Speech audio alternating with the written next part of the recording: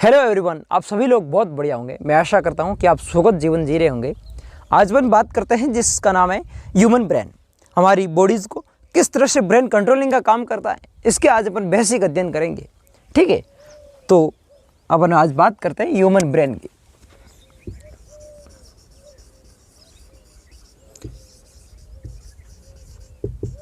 आज अपन बात करते हैं ह्यूमन ब्रेन।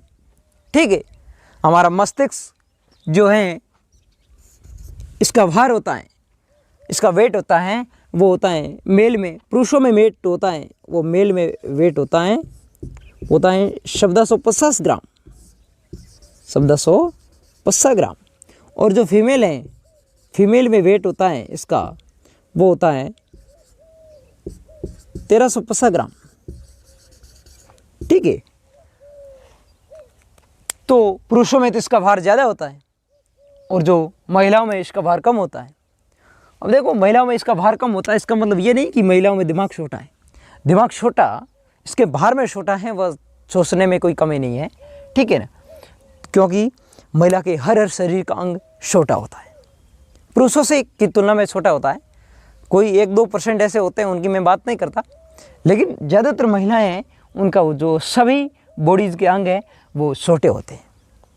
इसलिए तो आपने देखा होगा, कहीं मूवीज़ है उसमें देखा होगा, एक्टर कोई भी होता है, वो हीरो होता है, वो हीरोइन को उठाता है और घूमता है कि आई लवली जान, आई लवली जान। ठीक है ना, वो इसलिए घूमता है क्योंकि वो उसका वेट है वो कम होता है। साले वो कभी हीरोइन कभी हीरो को नहीं उठा पाती, क्या कारण है? तो यही कारण है कि इसका वो वेट है वो कम होता है। ठीक है ना, तो औसतन में एवरेज माने तो जो इसकी वेट होता है वो 1400 ग्राम होता है। कितना होता है? 1400 ग्राम औसत एवरेज ब्रेन का हमारा वेट होता है। ठीक है, इसका भार होता है। और जो ब्रेन होता है ना, इस ब्रेन ये इसमें 17,000 थॉट्स आते हैं एक दिन में। सारा घूमता ही रहता है, घूमता फिरता रहता है और 17,000 थॉट्स ले आता है। 17,000 में से जो 90% थॉट्स है वो तो होते साले नेगेटिव गंदे नोट्स, जो गंदे थॉट्स होते हैं, और जो 10% होते हैं ना वो होते हैं पॉजिटिव। अब देख लो पॉजिटिव की कितनी कमी है इस दुनिया में। पॉजिटिव तो कमी है, नेगेटिव तो साले कहीं से कहीं आ जाते हैं। तो 10% में से अपन इसका कितना यूज़ करते हैं वो ही अपने पे डिपेंड करता है, वो ही जीवन को सफल बनाने का कार्य करता है। ठीक है ना, तो इसमें से अपन कितना यूज़ करें वो अपने पे डिपेंड करता है। और साला 90% आता है वो हमारी तकलीफ नहीं है, वो साले इस दिमाग की तकलीफ है। साला कहीं से कहीं चला जाता है, कहीं से किसी के बेडरूम में चला जाता है, ये सारी तकलीफ इसकी है। तो अपन बात करते हैं कि आइंस्टीन साहब ने कहा था कि अपन दिमाग का जीवन भर में 4% यूज़ ले पाते हैं। ठीक है, 4% ही यूज़ ले पाते हैं, 4% यूज़ ले पाते हैं। इससे ज़्यादा यूज़ लें तो क्या तंत्रिका कोशिका में इतना दबाव पड़ता है न्यूरॉन सेल में कि साला एल्जाइमर रोग हो जाता है। यदि इससे ज़्यादा यूज़ लेना तो एल्जाइमर रोग हो सकता है। और जो हमारी ये वेट है, ये टोटल बॉडी के भार का 2% वेट है। कितना है? 2% वेट है, वो टोटल बॉडीज़ के वेट का है। ठीक है, तो टोटल बॉडी की वेट का इतना 2% है, वो भार है, कवर करता हमारा मस्तिष्क। और जो ये ब्रेन है, ये किसी भी ह्यूमन की डेथ होती है तो डेथ होने के बाद ये 7 मिनट तक एक्टिव रहता है। इसके बाद इसकी भी डेथ हो जाती है। 7 मिनट तक ये ब्रेन है वो एक्टिव रहता है, और ये 7 मिनट तक एक्टिव रहता है। अब देखो 7 मिनट तक एक्टिव रहेगा, लेकिन आज तक ये है वो इस ब्रेन का ट्रांसलेशन अभी तक संभव नहीं है। 7 मिनट तक ये एक्टिव रहता है। अब देखो 7 मिनट तक तो एक्टिव रह जाएगा, लेकिन अभी तक मानव के मस्तिष्क का प्रत्यारोपण अभी तक संभव नहीं है। हर चीज़ का संभव हो चुका है, लेकिन मानव मस्तिष्क का संभव अभी तक नहीं है। कहते हैं कि दुनिया में कोई भी असंभव चीज़ नहीं है, ये भी हो जाएगा, लेकिन इस पर भी कहीं है वो प्रयोग हाल चल रहे हैं कि कैसे हो सकता है इसका ट्रांसलेशन। ठीक है ना, तो पहले क्या था कि ग्राहम बेल ने कहा था कि साले तिरंगों से बात हो सकती है, तो क्या दुनिया ने सही माना था? अरे दुनिया ने कहा था कि साले हंसे थे, लोग हंसे थे, लोगों ने कभी तालियां नहीं बजाई।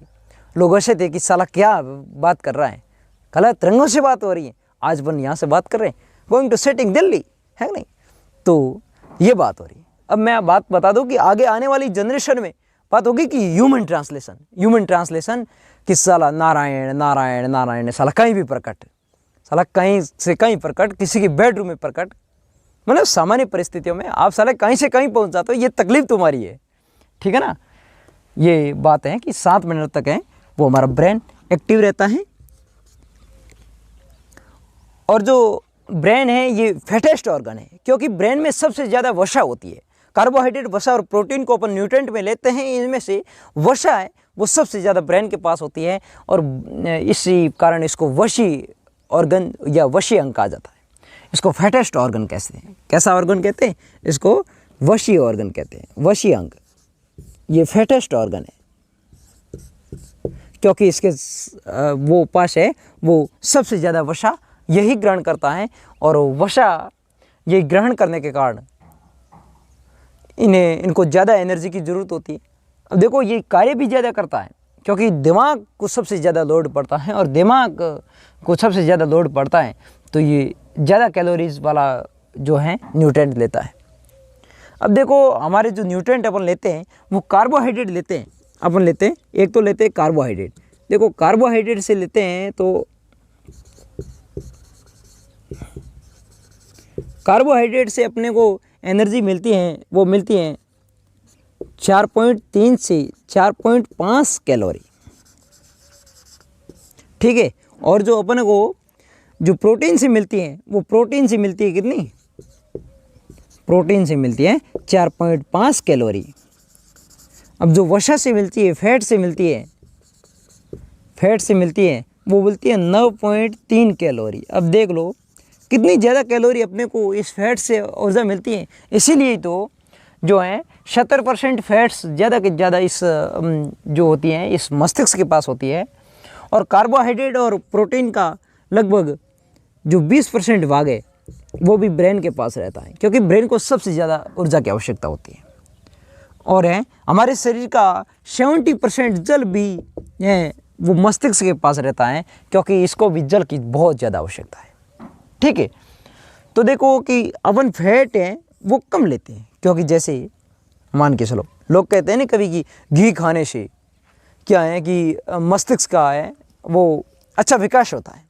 हाँ, अच्छा विकास होता है, इसीलिए तो फैटेस्ट ऑर्गन है, क्योंकि जो फैट है वो वसा ही तो होता है। वसा किसको कहते हैं? वसा घी, ये तेली पदार्थ हैं, इनको कहते हैं।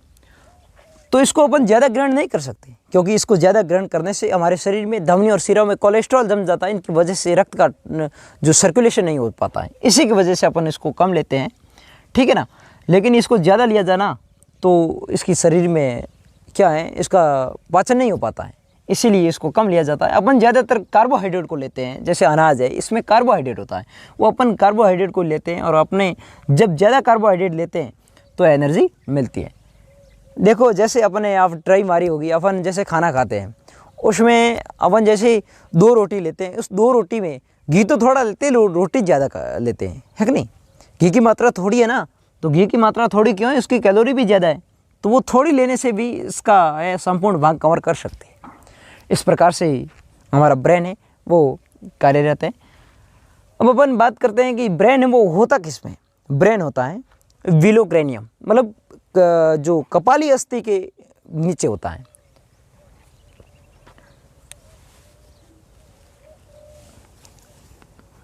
अब मैं यहाँ से इसको रिमूव कर देता हूँ।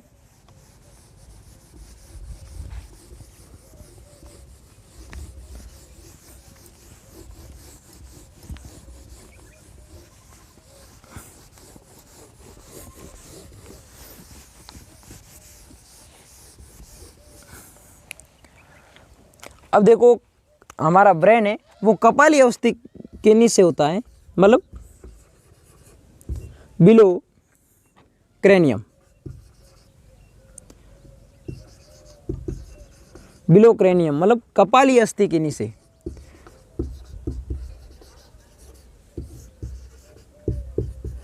कपाली अस्थि के नीचे। अब देखो कपाली अस्थि के नीचे हमारा ब्रेन होता है। कपाल में अस्थियाँ कितनी होती है? हमारी कपाल में अस्थियाँ 8 होती है। कितनी हड्डियाँ होती हैं? 8 बोन्स होती हैं। और 8 बोन्स के बीच में ही तो हमारा जो ब्रेन है वो रहता है। हमारे कपाल में 8 हड्डियाँ होती है, ठीक है ना। और इन्हीं के बीच में एक ब्रेन रहता है। इस तरह से एक ब्रेन रहता है हमारा। ये ऊपर हड्डियाँ होती हैं और बीच में हमारा ब्रेन रहता है। और इस ब्रेन के ऊपर 3 लेयर्स होती है। कितनी लेयर होती है? 3 लेयर होती है। 3 लेयर होती है। 3 लेयर में पहली लेयर जिसका नाम है पायामेटर, और दूसरी लेयर जिसका नाम है अरेक्नॉइड,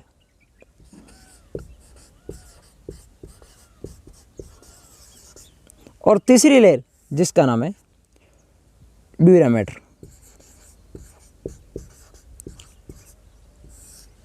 ठीक है ना।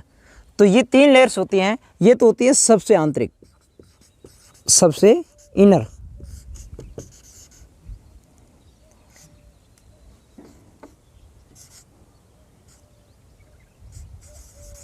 सबसे इनर होती है, मतलब सबसे अंदर वाली परत है वो पायामेटर होती है। ठीक है ना।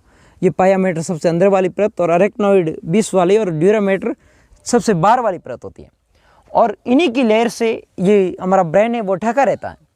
अब जो सबसे अंदर वाली परत पायामेटर है, इस पायामेटर में क्या होता है, जब भी कुछ बैक्टीरिया या वायरस इस पर अटैक करते हैं तो क्या होता है, इसमें एक रोग हो जाता है जिस रोग का नाम है मेनिंजाइटिस।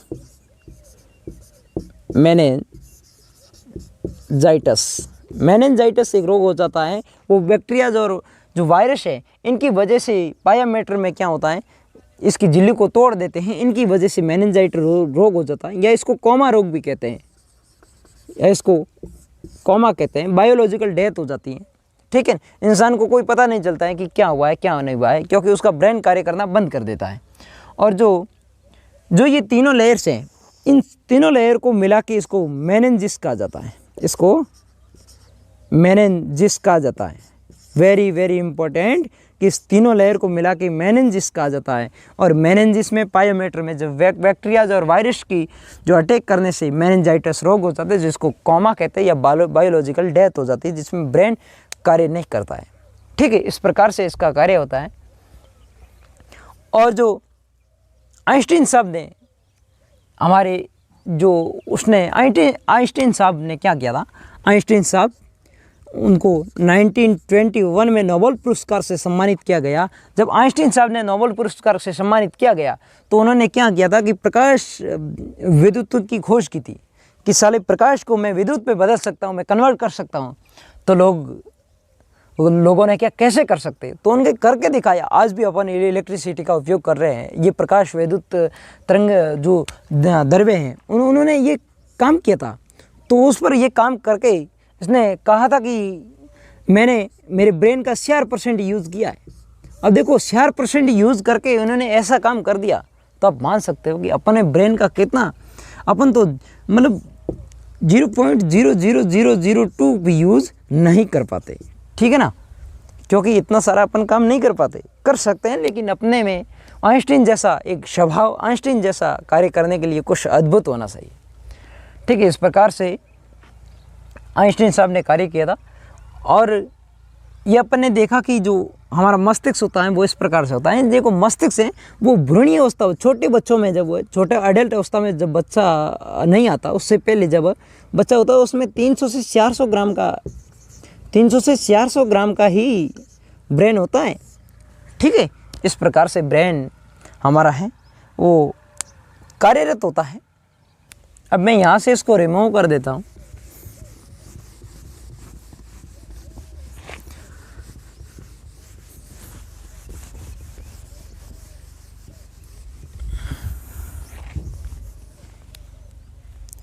देखो जो हमारा ब्रेन है, हमारे ब्रेन में जो भी ज़्यादा खनिज पदार्थ हमारे ब्रेन में होता है, जो हमारे ब्रेन में सबसे ज़्यादा खनिज पदार्थ होता है वो होता है सोडियम। लेकिन जो हमारे पूरी बॉडीज़ में होता है, पूरी बॉडीज़ में जो सबसे ज़्यादा खनिज पदार्थ होता है वो होता है कैल्शियम। ठीक है। तो इस प्रकार से ये खनिज पदार्थ सोडियम सबसे ज़्यादा ब्रेन के पास पाया जाता है। और जो ब्रेन होता है ना, ये ब्रेन की स्टडी को न्यूरोलॉजी कहते हैं। क्या कहते हैं? न्यूरोलॉजी। बहुत बहुत इम्पोर्टेंट है, आपको याद रखना है कि इसको न्यूरोलॉजी कहा जाता है। ठीक है। और जो ब्रेन है, ये ब्रेन हमारी बॉडीज़ को कंट्रोलिंग करने का पूरा कार्य करती है, क्योंकि इसमें तंत्रिका कोशिकाएं पाई जाती हैं। अब देखो, तंत्रिका कोशिका पाई जाती है, लेकिन ये एक बार डैमेज होने के बाद दूसरी बार ये कार्यरत नहीं करेगी। क्योंकि क्या होता है, जब भी हमारी कोशिकाएं होती है, उस कोशिका के अंदर एक सेंट्रोसोम पाया जाता है, जिसको तारक काय कहते हैं। वो तारक काय इस तंत्रिका कोशिका न्यूरॉन सेल में अब्सेंट होता है। अब न्यूरॉन सेल में अब्सेंट होगा तो उसमें कोशिका विभाजन की प्रक्रिया नहीं होगी, क्योंकि वो सेंट्रोसोम है, वो जो सेंट्रोसोम है, वो क्या करता है कि तंत्रिका कोशिका को,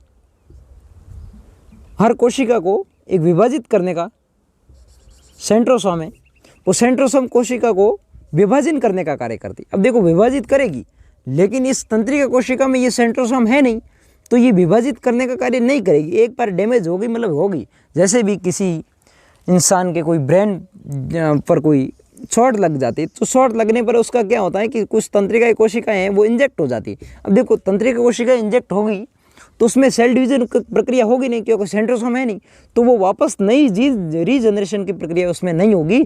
तो रीजनरेशन जब नहीं होगी तो ये ऐसे ही पड़ी रहेगी, और उसकी एब्सेंटी की वजह से ब्रेन कार्य नहीं करता है, जो कोमा के रूप में चली जाती है, जिसको बायोलॉजिकल डेथ भी कहा जाता है, क्योंकि इंसान का वो ब्रेन है वो पूरी तरह से कार्य नहीं कर पाता है।